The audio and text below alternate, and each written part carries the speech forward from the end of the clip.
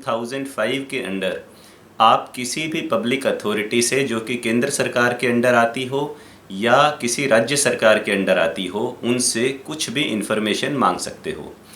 RTI act में कुछ exception भी दिए हुए हैं कि कुछ पर्टिकुलर जानकारियां नहीं मांगी जा सकती, उनकी बात इस वीडियो में नहीं करेंगे। इस वीडियो में मैं आपको 3 जानकारियां दूंगा। नंबर 1 कि आप आरटीआई की एप्लीकेशन कैसे ड्राफ्ट करेंगे और आरटीआई को कैसे फाइल करेंगे। दूसरा, यदि आपकी आरटीआई का कोई जवाब नहीं आया तो आप प्रथम अपील, फर्स्ट अपील कहाँ करेंगे, और अगर फर्स्ट अपील से भी कोई जवाब नहीं आया संतोषजनक तो सेकंड अपील आप कहाँ कर सकते हो। आरटीआई एक्ट में डिफ़ाइन किया गया है कि पब्लिक अथॉरिटी क्या होती है और आप कोई भी सूचना सिर्फ पब्लिक अथॉरिटी से ही मांग सकते हो।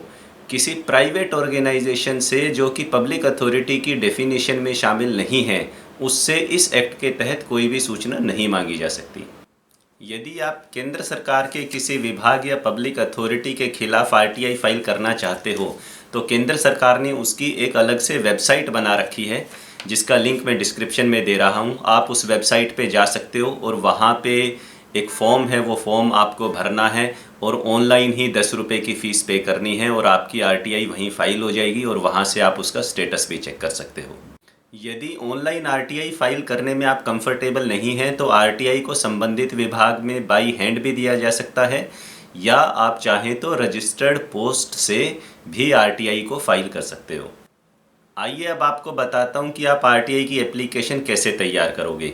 सबसे पहली बात तो यह है कि आरटीआई की एप्लीकेशन तैयार करने का आरटीआई एक्ट के अंदर कोई फिक्स फॉर्मेट नहीं है।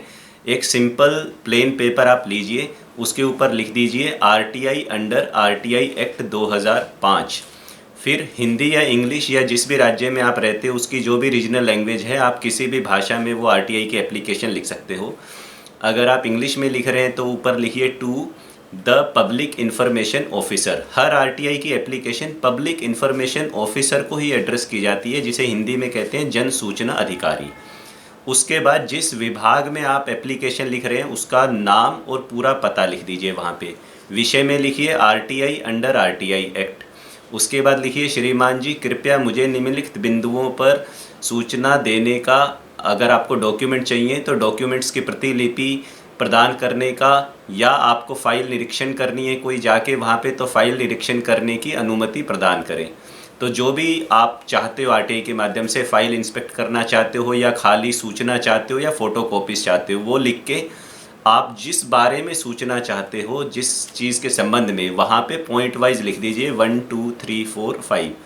कितने पॉइंट लिखने हैं इसकी भी कोई लिमिट नहीं है, पर लंबी चौड़ी आरटीआई लिखना एडवाइजेबल नहीं है क्योंकि उसको जवाब बनाने में काफ़ी समय लग जाएगा फिर पीआईओ को।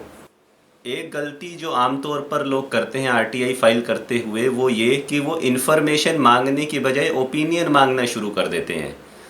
आपको सिर्फ इन्फॉर्मेशन मांगने का हक है, उनकी राय जानने का हक नहीं है। तो आप ये नहीं पूछ सकते कि ये काम क्यों नहीं हुआ, आप ऐसा नहीं लिख सकते उसमें।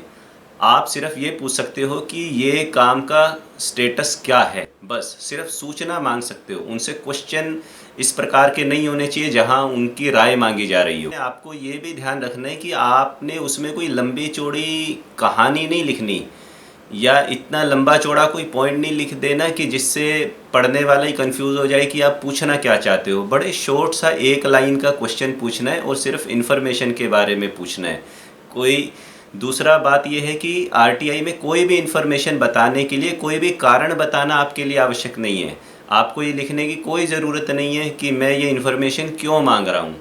जब आप अपने पॉइंट लिख दें इन्फॉर्मेशन के तो उसके नीचे अपना नाम लिख दीजिए, सिग्नेचर कर दीजिए, तारीख डाल दीजिए, अपना पूरा पता डाल दीजिए, अपना मोबाइल नंबर डाल दीजिए, अपना ईमेल आईडी लिख दीजिए। आधार की कॉपी लगाना ज़रूरी नहीं है, परंतु फिर भी मैं एडवाइस करता हूँ कि अगर आपके पास आधार है तो उसकी एक फ़ोटो कॉपी लगा दीजिए और आप उसको भी सेल्फ अटेस्ट कर दीजिए। इसके साथ साथ आपको 2 चीज़ें और अटैच करनी है उस एप्लीकेशन के साथ। एक तो आपको डाकखाने जाना है, पोस्ट ऑफिस, और वहाँ से जाके वहाँ बोलना कि मुझे 10 रुपये का पोस्टल ऑर्डर दे दीजिए। 10 रुपये का पोस्टल ऑर्डर वो दे देंगे आपको ब्लैंक स्टैंप मार के अपनी डाकखाने की। पोस्टल ऑर्डर के 2 हिस्से होते हैं, एक लेफ़्ट वाला हिस्सा, एक राइट वाला हिस्सा। लेफ़्ट वाला हिस्सा काउंटर फॉइल होता है, वो फाड़ के आपको अपने पास रखना है। और राइट वाला जो हिस्सा होता है उसमें 2 कॉलम बने होते हैं। एक में लिखा होता है पे टू, यानी किसको पे करने हैं ये पैसे 10 रुपये। तो वहाँ पे आप लिखेंगे पे टू में, पे टू के आगे आप लिखेंगे to the public information officer, या द लिखने की ज़रूरत नहीं है, पब्लिक इन्फॉर्मेशन ऑफिसर, और उस विभाग का नाम लिख देंगे सिर्फ जिस विभाग में आप भेज रहे हो। और दूसरा कॉलम वहाँ पर होता है पोस्टल ऑर्डर के अंदर प्रेषक का पता, सेंडर्स नेम एंड एड्रेस, वहाँ पे आप अपना नाम और पता लिख देंगे। और जो काउंटर फॉइल है उसको फाड़ के आप अपने पास रख लेंगे। तो वो पोस्टल ऑर्डर जो है ओरिजिनल, वो आपको एप्लीकेशन के साथ अटैच करना है। इसके अलावा आप एक खाली लिफाफा और लोगे जिसमें कि वहाँ से जवाब आएगा आपके पास, और उस लिफाफे पे भी डाकखाने में जो क्लर्क होंगे उनको बोलना कि इसके ऊपर स्टैंप भी लगा दो। अंदाजे से स्टैंप लगवा लेना उस पर, पोस्टेज स्टैंप की, अगर वेट के हिसाब से वो लगा देंगे 20-30 रुपए की स्टैंप उसके ऊपर, स्टैंप उस पर आप अपना पता भी लिख दें साफ साफ। वही लिफाफा आपके पास वापस आएगा, उसी में जवाब आएगा। इसके बाद आप इस पूरे सेट की एक फ़ोटोकॉपी अपने रिकॉर्ड के लिए अपने पास रख लें। फिर इसको एक लिफाफे में डालें और उस लिफाफे के ऊपर आप लिखिए RTI अंडर RTI एक्ट, फिर लिखिए to the public information officer, उसको शॉर्ट में PIO बोलते हैं, खाली PIO भी लिख सकते हो आप, टू द PIO। और जिस विभाग में जहाँ पर भी जिस भी पब्लिक अथॉरिटी से आप सूचना मांग रहे हैं उसका पूरा पता विद पिन कोड लिख के भेज दीजिए, और फ्रॉम में अपना एड्रेस भी उस लिफाफे पे डाल दीजिए। पहुँच गई आपकी RTI वहाँ। जब आप RTI को पोस्ट करें तो रजिस्टर्ड पोस्ट से ही वह लिफाफा आप विभाग में भिजवाएं, और उसकी जो स्लिप है जो डाकखाने से मिलती है उसको संभाल के रखें, और उससे ट्रैकिंग भी कर सकते हैं आप पोस्ट ऑफिस की वेबसाइट पे कि वह डाक वहाँ पर कब रिसीव हुई, और ज़रूरत पड़ने पर फर्स्ट अपील करनी पड़ी या सेकंड अपील करनी पड़ी तो वह स्लिप काम आएगी as a proof, as an evidence कि आपने ये RTI वहाँ लगाई थी और इस तारीख को वहाँ पहुँची थी। अपनी RTI में यदि आपने कुछ सवालों के जवाब मांगे हैं तो वो आपने जो अपना एनवलप उसके अंदर डाला है, अपना एड्रेस लिखा हुआ, वो उसमें जवाब लिख के भेज देंगे। परंतु यदि आपने किसी फाइल की फ़ोटोकॉपी मांगी है या कुछ डॉक्यूमेंट्स की फ़ोटोकॉपी मांगी है तो उसका अलग से चार्ज लगता है। वो हर राज्य ने अपने कुछ नियम बना रखे हैं, RTI रूल्स, तो वो आपको लिख के भेजेंगे कि टोटल इतने पेज हैं और इतने रुपए पर पेज का रेट है, तो इतने रुपए का डिमांड ड्राफ्ट बना के भेज दें, तो उतने का DD फिर आपको बना के भेजना पड़ेगा। या अगर आपने कहा है कि मैं फ़ाइल को देखना चाहता हूँ पर्सनली ऑफिस में आके, तो उसका इंस्पेक्शन चार्ज लगेगा। RTI एक्ट के हिसाब से आपकी RTI वहाँ पहुँचने के बाद 30 डेज़ के अंदर अंदर PIO को जवाब देना होता है। यदि RTI वहाँ पहुँचने के बाद 30 दिन बीत जाते हैं और आपको कोई जवाब नहीं मिलता, या आपको जवाब मिलता तो है परंतु उसमें आपकी मांगी हुई सूचना को देने से मना कर दिया जाता है, या जवाब गोलमोल है और आप उस जवाब से संतुष्ट नहीं हैं, तो आपको अधिकार है फर्स्ट अपील करने का। फर्स्ट अपील करने का सेम प्रोसेस है जो भी मैंने आपको एक्सप्लेन किया है। सिर्फ फर्स्ट अपील करते समय आपको एक तो दोबारा से पोस्टल ऑर्डर लगाने की कोई ज़रूरत नहीं है, कोई फ़ीस देने की ज़रूरत नहीं होती। दूसरा, जो लिफाफा आपने भेजा था उनको, उस पर बाहर टू द PIO लिखने की बजाय आप लिखेंगे to the first appellate authority, प्रथम अपील अधिकारी।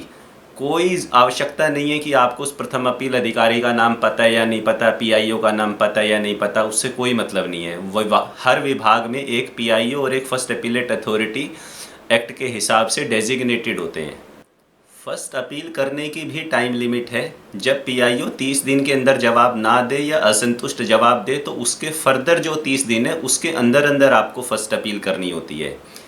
अब अगर आपने फर्स्ट अपील भी कर दी और फर्स्ट अपील का भी जवाब नहीं आता या उसका जवाब भी संतोषजनक नहीं आता है और आपको सूचना प्रदान नहीं मिलती और आप सेटिस्फाइड नहीं है, तो आपको राइट है कि फिर से उस जवाब आने के 90 दिन के अंदर, या जो 30 दिन था जो फर्स्ट अपील का समय था उसके बीत जाने के 90 दिन के अंदर आप सेकंड अपील कर सकते हो।